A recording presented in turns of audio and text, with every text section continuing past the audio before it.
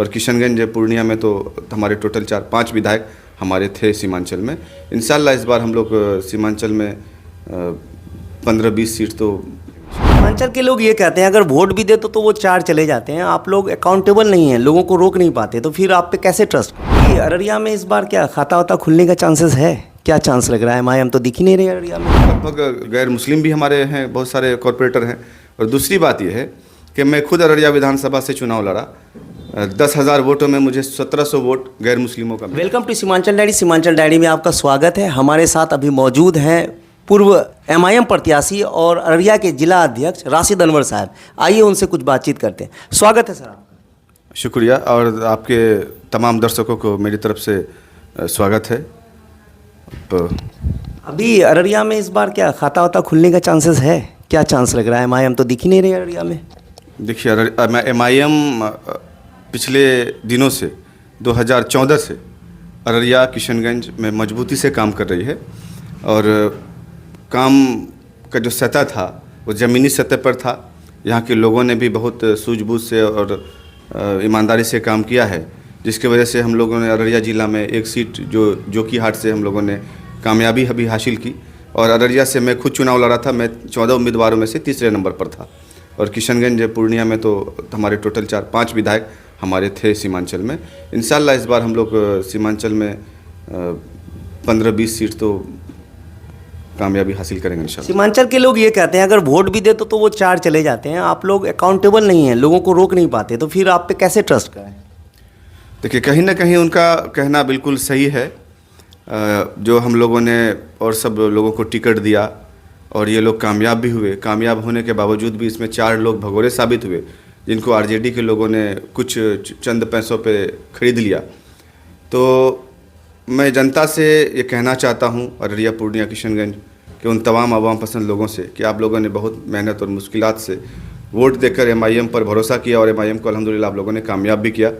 तो एमआईएम से जीते हुए कुछ लोग, कुछ गद्दार लोग अगर चले भी गए तो उससे हौसला में कोई कमी नहीं आनी चाहिए।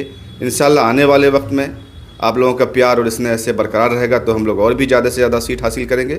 हम लोग आपके हक़ और हुकूक़ की लड़ाई लड़ रहे हैं। हमारे जो राष्ट्रीय अध्यक्ष हैं जनाब बैरिस्टर असदुद्दीन ओवैसी साहब, पूरे हिंदुस्तान में वाहिद वही एक शख्स हैं जो हमारे हर तरह के मुद्दे को ऐवान पार्लियामेंट से लेकर सड़कों तक उठाने का काम करते हैं।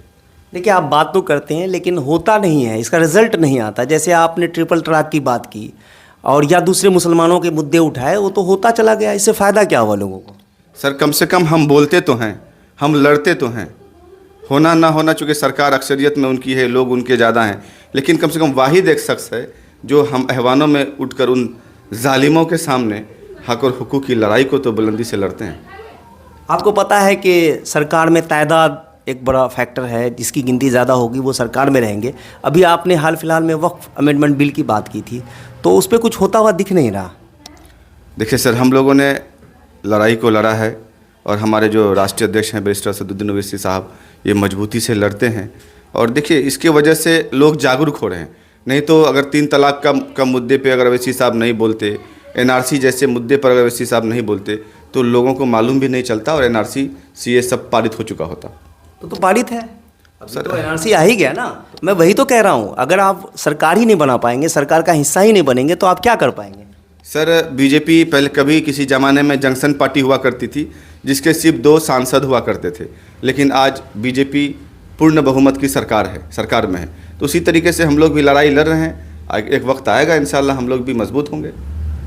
अच्छा, आपकी तैयारी चल रही है? मैं आपके बारे में पूछूं। जी, मेरी तैयारी चल रही है। मैं लगातार लोगों के बीच हूँ, लोगों के दुख सुख में, हर तरह के मुश्किल हालातों में मैं खड़ा हूँ लोगों के साथ, अपने अवाम के साथ। नए लोगों को बहुत इंट्री देते हैं आप लोग। सर, अब नए लोग अब मना तो नहीं कर सकते हैं, जो आना चाहते हैं वो आएँ। मुर्शिद आलम मुखिया जी अभी आपको उन्होंने ज्वाइन किया है, और उस पर काफ़ी एलिगेशंस भी है, अगर आपने सुना होगा। तो उसके बावजूद वो एमआईएम ज्वाइन करते हैं और अपनी दावेदारी पेश कर देते हैं, और सालिम चतुर्वेदी साहब भी कह रहे हैं कि मैं भी दावेदार हूँ। आप इसको किस तरह से देखते हैं? देखिए सर, जाहिर सी बात है, पार्टी में एक विधानसभा से 2-3 लोग कैंडिडेट होते हैं। वो सभी पार्टियों में तकरीबन कमोबेश हैं, कतार में लोग रहते हैं। लेकिन पार्टी आने वाले चुनाव के वक्त में सर्वे करती है कि किनका पलड़ा मजबूत है, कौन हमारा सीट निकाल सकता है, किसको कामयाबी मिल सकती है, उस हिसाब से पार्टी टिकट देने का फैसला करती है। अच्छा, मेरे कुछ गैर मुस्लिम दोस्त हैं, वो ये कह रहे थे कि भाई नाम अजीब सा है इनका, ऑल इंडिया मुजाहिदुल मुस्लिमीन, मुझे भी याद नहीं होता, सच बात मैं बताऊं तो। आपको ये नहीं लगता कि जो नॉन मुस्लिम वोटर्स हैं इस नाम की वजह से आपकी तरफ उतना मोबिलाइज नहीं हो रहे या आपकी तरफ नहीं आ रहे? आप क्या सोचते हैं नाम को लेकर? सर, नाम चूँकि बहुत पहले ही पार्टी बनी थी, तो इस नाम की वजह से मैं कुछ नहीं बोलूँगा। लोग हमारे काम को देखते हैं, और आप देखिए हमारे बहुत सारे कॉरपोरेटर हैं जो महाराष्ट्र में हैं, उत्तर प्रदेश में हैं, और खुद तेलंगाना में हैं। सब लगभग गैर मुस्लिम भी हमारे हैं, बहुत सारे कॉरपोरेटर हैं। और दूसरी बात यह है कि मैं खुद अररिया विधानसभा से चुनाव लड़ा, 10,000 वोटों में मुझे 1700 वोट गैर मुस्लिमों का मिला है सर। अच्छा, ये बात बताइए, आपको लास्ट टाइम 10,000 के अंदर वोट आया था जहाँ तक मुझे याद है, तो एक बड़ा फैक्ट, 1,07,000 आबिदुर रहमान साहब को आया है वोट, कमोबेश उसी के आसपास होगा। तो इतना बड़ा चैलेंजेस, इतना बड़ा गैप को आप कैसे मीट कर पाएंगे? कैसे लोग आपकी तरफ देखेंगे? देखिए सर, इसमें बहुत सारी वजह रही है। एक तो ये कि टिकट का जो मसला हुआ, इसमें टिकट मुझे आखिरी वक्त में मिला, और चूँकि यहाँ पे अररिया विधानसभा में 70% आबादी मुसलमानों की है और 30% हमारे हिंदू भाइयों की है। तो सर यहाँ पे 1,20,000 पोल मुस्लिम भाइयों का होता है, तकरीबन 55 से 60,000 वोट हिंदू भाइयों का पोल होता है। तो जब चुनाव का वक्त करीब आया तो लोग आबिदुर रहमान से भी खुश नहीं थे और सगुफ्ता अजीम से भी खुश नहीं थे। तो कहीं ना कहीं लोगों की निगाहें हम पर थी कि नौजवान कुछ कर सकता है, एक लोगों की उम्मीद हम पर थी।